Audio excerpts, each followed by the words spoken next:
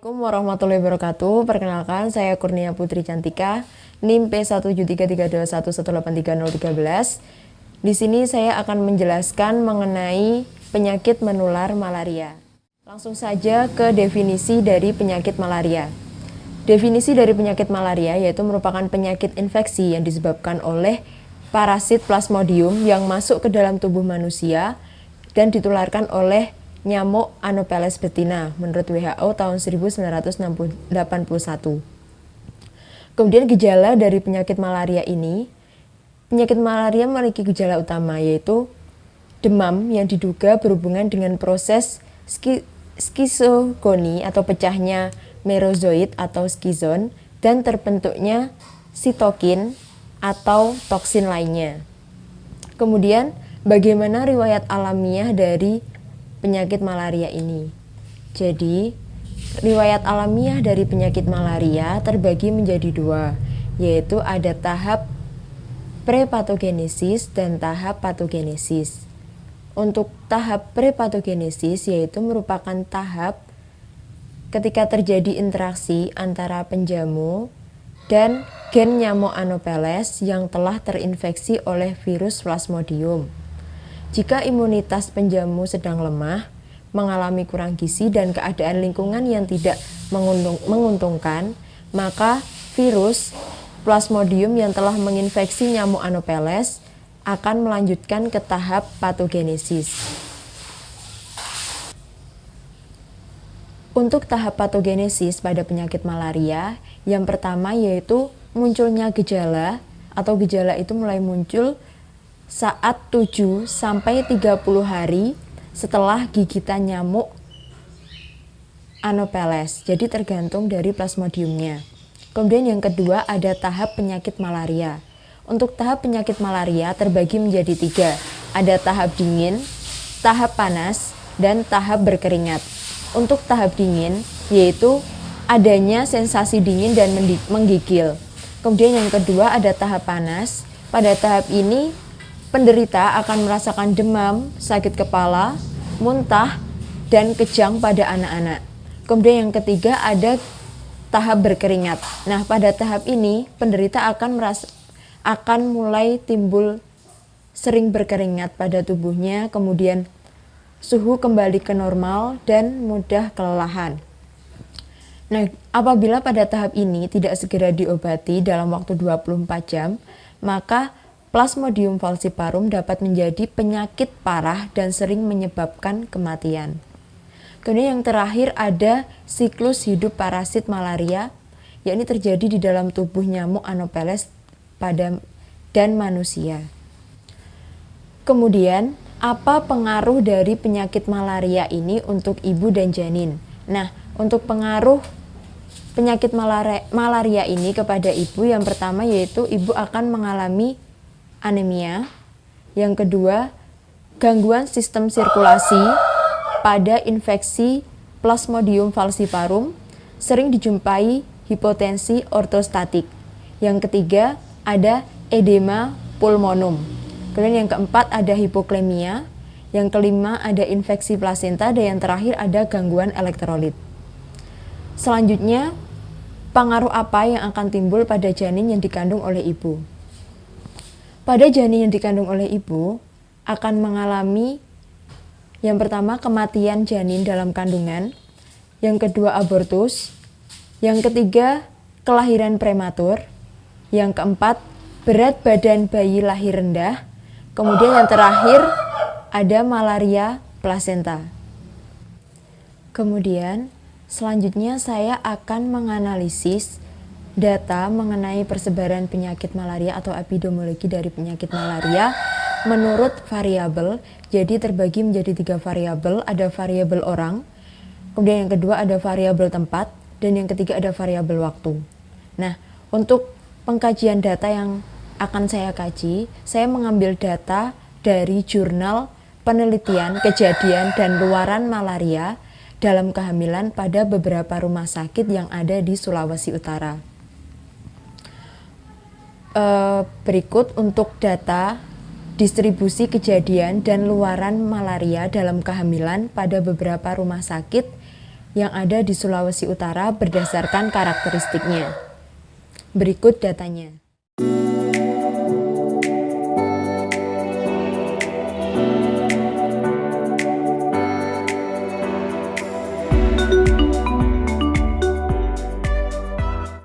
Selanjutnya, saya akan menampilkan data yang kedua, yaitu distribusi kejadian dan luaran malaria dalam kehamilan pada beberapa rumah sakit yang ada di Sulawesi Utara berdasarkan jenis malarianya.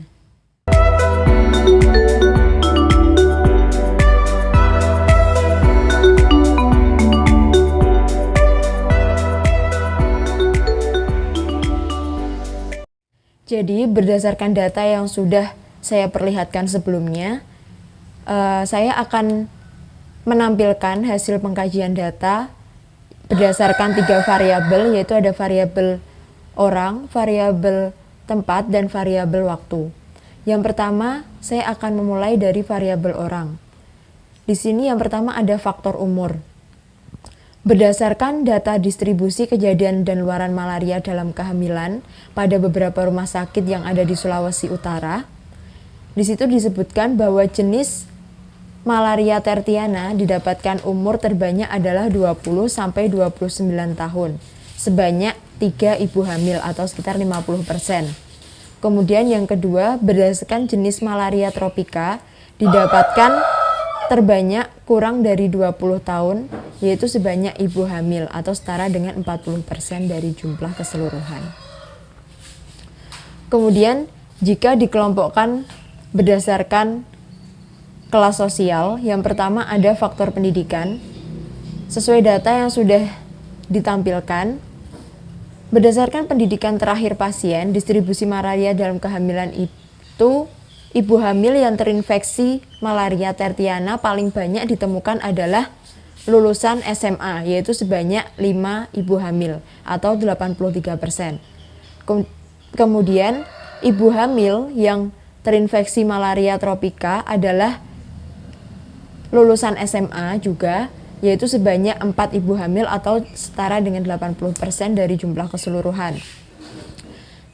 Tingkat pendidikan seseorang akan mempengaruhi kesadaran diri untuk berperilaku hidup sehat dan mempengaruhi kesadaran akan pentingnya kesehatan dari diri sendiri dan lingkungannya, yang dapat mempengaruhi atau mendorong kebutuhan akan pelayanan kesehatan. Untuk selanjutnya adalah faktor pekerjaan.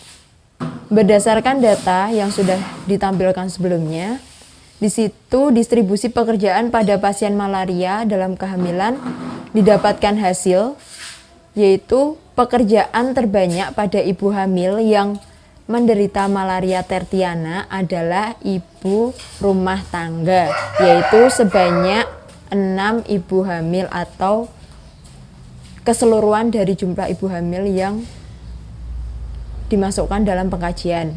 Kemudian, untuk malaria tropika diderita oleh ibu rumah tangga sebanyak 4 ibu hamil atau sekitar 80%. Walaupun dengan jenis pekerjaan ibu rumah tangga tidak banyak melakukan aktivitas di luar yang mempermudah kontak dengan vektor pembawa parasit malaria, tetapi mungkin lingkungan tempat tinggal penderita dan sekitarnya merupakan daerah yang banyak terdapat vektor pembawa parasit malaria. Jadi hal tersebut sangat mempengaruhi dari segi pekerjaan. Untuk selanjutnya dari faktor riwayat kehamilan. Berdasarkan paritas, didapatkan ibu hamil yang terinfeksi malaria tertiana adalah ibu hamil multigravida, yakni sebanyak 5 ibu hamil, dan malaria tropika terbanyak adalah ibu hamil yang multigravida, yakni sebanyak 4 ibu hamil. Paritas berhubungan dengan luaran yang dapat terjadi pada ibu hamil seperti anemia. Menurut Arisman, jumlah paritas dari 3 merupakan faktor terjadinya anemia disebabkan karena jarak kehamilan yang terlalu dekat. Karena dapat menguras cadangan zat besi yang dimiliki oleh tubuh ibu. Jumlah anak yang dilahirkan wanita selama hidup sangat mempengaruhi kesehatan ibu. Wanita memerlukan waktu 2-3 tahun untuk jarak kehamilannya. agar pulih secara fisiologis akibat hamil atau persalinan, sehingga dapat mempersiapkan diri untuk kehamilan dan persalinan berikutnya. Kemudian yang terakhir ada faktor jenis malaria. Berdasarkan hasil penelitian, jenis malaria dalam kehamilan ditemukan jenis malaria tertiana sebanyak 6 pasien, yang paling banyak ditemukan dan diikuti malaria tropika sebanyak 5 pasien. Kemudian yang kedua ada variabel tempat. Infeksi malaria dalam kehamilan merupakan masalah kesehatan yang serius di negara-negara berkembang. Malaria dalam kehamilan bisa menyebabkan mortalitas maupun morbiditas pada ibu dan janin. Tahun 2012, insiden terjadi infeksi malaria di dunia berkisar 207 juta atau sekitar 80%. Pada tahun 2013, insiden infeksi malaria di Indonesia yaitu sekitar 1,9%. Terjadi penurunan dibandingkan pada tahun 2007, yaitu sekitar 2,9%. Tetapi pada tahun 2013, kasus infeksi malaria terjadi peningkatan drastis di Papua Barat dengan prevalensi 6%, dan Sulawesi Utara menempati urutan ke-10 tertinggi dari angka kejadian infeksi malaria di Indonesia. Dan yang terakhir adalah variabel waktu. Jadi perubahan iklim global kemungkinan akan mempengaruhi penularan dari penyakit malaria. Tetapi tingkat efek dan daerah yang terkena dampak tidak pasti. Curah hujannya lebih besar di daerah-daerah tertentu seperti di India, dan setelah peristiwa El Nino dikaitkan dengan peningkatan jumlah nyamuk. Bahkan faktor pendukung yang mempengaruhi penyebaran penyakit malaria salah satunya perubahan cuaca atau musim. Jika dilihat dari Infomedion edisi Oktober 2010, bahwa berdasarkan data tenaga lapangannya pada tahun 2009, presentase kejadian malaria pada layar dan broiler tertinggi terjadi pada bulan Februari, Mei, dan Juni, yaitu mencapai 14,29%, dan Medion juga merilis bahwa tingginya kasus ini pada bulan Mei dikarenakan awal musim kemarau jatuh pada bulan ini untuk wilayah Jawa Tengah dan Jawa Timur, menurut Kementerian Pertanian tahun 2016. Jadi itu tadi penjelasan dari saya mengenai penyakit menular malaria. Sekian, mohon maaf apabila ada salah kata dan perbuatan. Wassalamualaikum warahmatullahi wabarakatuh.